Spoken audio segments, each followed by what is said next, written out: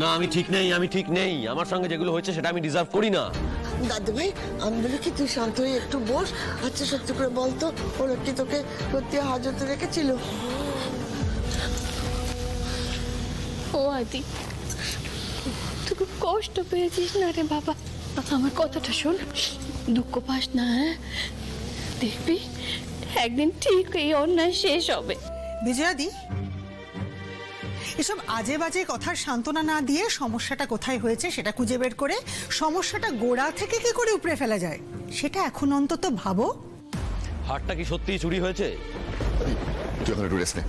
আমি জানতে চাইছি হারটা কি সত্যিই চুরি হয়েছে? হ্যাঁ হয়েছে। ভাসানের দিন আনন্দী নাকি মা দুর্গার গলা থেকে হারটা খুলে নিয়েছিল। মানে কে পারমিশন দিয়েছিল? আনন্দীকে হারটা খোলার পারমিশন কে দিয়েছিল? কে বলেছিল খুলতে? উত্তর দাও মা, উত্তর দাও। চুপ করে আছো কেন? আমি আমি আমি আমি বলেছিলাম দাদু ভাই, আমার কথাতেই তো দিদি ভাই ওই মায়ের সব গয়না খুলে গুছিয়ে রেখেছিল। ব্যাস, তাহলে তো হয়েই গেল।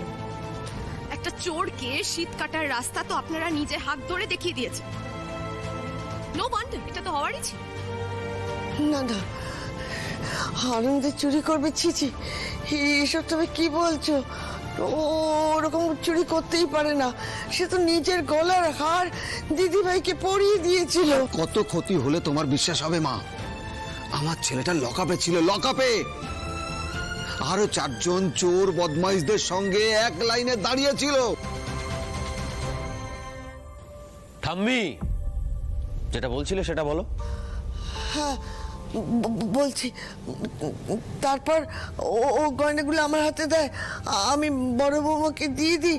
বড় বৌমা সবকিছু গুছিয়ে আলমারিতে তুলে রাখে। হ্যাঁ, তো আমি সব গয়না আলমারিতে তুলে রেখেছিলাম, কিন্তু এটা যে কি করে হয়ে গেল আমি সত্যি বুঝতে পারছি না। আদি আদি বিশ্বাস করে, এখানে সমস্ত গয়না রয়েছে, শুধু ওই একখানা হার ছাড়া। দেখলি তো আদি, মায়ের টিপ, মায়ের টিকলি, নাক ছাবি সবকিছু আছে, কিন্তু সব থেকে দামি হারটাই ও নিয়ে গেছে। এরপরেও তোকে মানেটা বুঝিয়ে দিতে হবে। আনন্দী ঘোষ যার পিঠে ছুরি মেরে পালিয়ে গেছে তাকে তুমি কি বোঝাবে তিতির?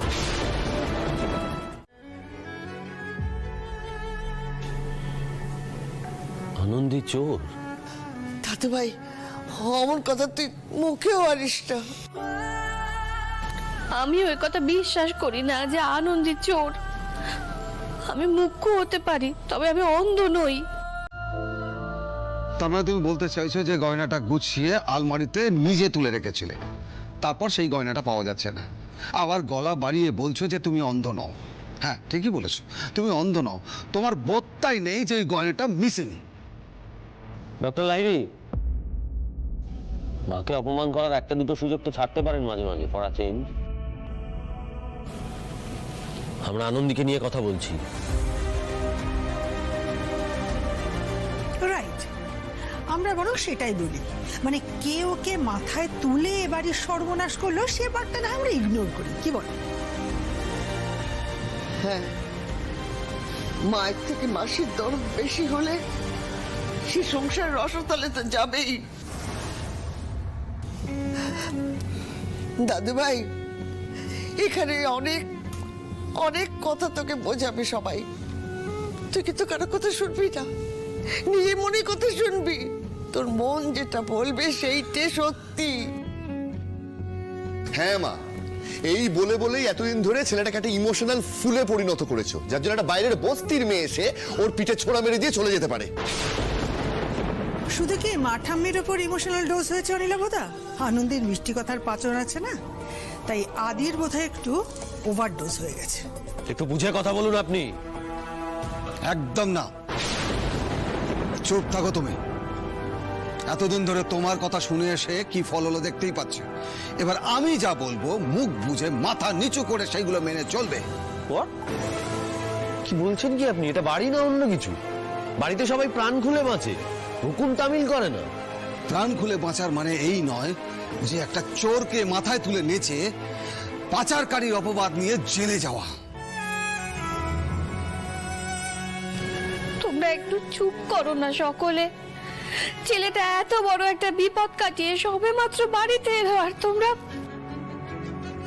অনেক প্লিজ, অনেক বড় ডিজাস্টার হয়ে গেছে, এখন আর সেটা বাড়িও না প্লিজ, মাথাটা ঠান্ডা করো।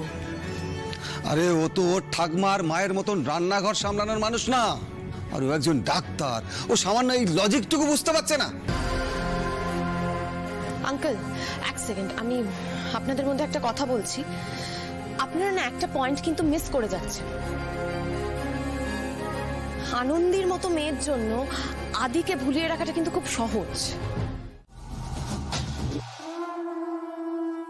মাই গড, আরে কি সাংঘাতিক ভাবে ব্রেন ওয়াশ করেছে তোমার। আমরা এতজন মানুষ এতক্ষণ ধরে তোমাকে বোঝাতেই পারছি না ওই মেয়েটা আদতে একটা ক্রিমিনাল। সবাই সবার ভাগটা কিন্তু ভালো মতো বুঝে নিয়েছে। হ্যাঁ, রকেট বাবু পেলেন 5 লাখ, হার নিল আনন্দী। আর ওই যে সেদিনকে আমাদের বাড়িতে এসে মেয়েটা কি সব নাটক করলো না, ওই যে ওর দাদাদেরকে ধার ধাক্কা দিয়ে বার করে দিল, ওটা কিন্তু পুরোটাই আই ওয়াশ। কেমন করি সব কিছু এক সুতোয় বুনে ফেলো গো তোমরা? ঠাম্মি, ঠাম্মি তুমি না বড় সরল জানো তো। এই সব কিছু কিন্তু আগে থেকে এক সুতোয় বাঁধা ছিল, তোমরা সেটা বুঝতে পারোনি। আমি বলছি, দেখো আর কিছুক্ষণ ওয়েট করো, এক্ষুনি ফোন এলো বলে 5 কোটি টাকা ডিমান্ড করে ফোন আসবে। হ্যাঁ, না হলে শালা বাবুর বিরুদ্ধে কেস তুলবে না। 5 পয়সাও দেবো না, সব ক্রিমিনালের দল।